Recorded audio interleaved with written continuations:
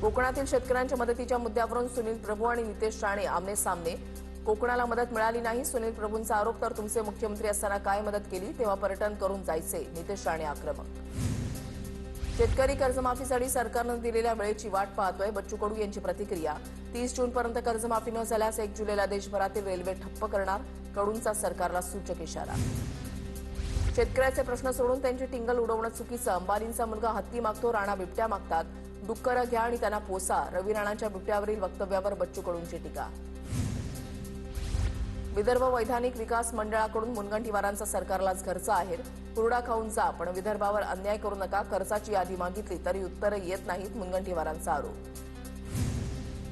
कल्याण station परिसरामधील आंदोलनाबाबत गुन्हा मान्य नाही, राज ठाकरेंचं ठाणे रेल्वे कोर्टाला उत्तर, तर 1 महिन्यामध्ये प्रकरण संपून जाईल, सहकार्य करा, कोर्टाचं म्हणणं।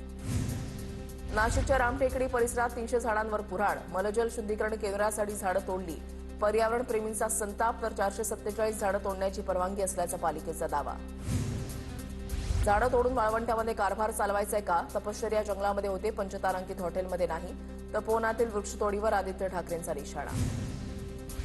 नाशिकमध्ये पर्यावरण प्रेमींनंतर साधू महंत आक्रमक, तपोवनातील अनेक मंदिरांना प्रशासनाकडून नोटीस, चुकून नोटिसा पाठवल्याचं मनपाचं स्पष्टीकरण, तर मंदिरच राहिले नाहीत तर कुंभमेळ्यातील साधू महंत राहणार कुठे, महंत राम स्नेहीदास महाराजांचा सवाल।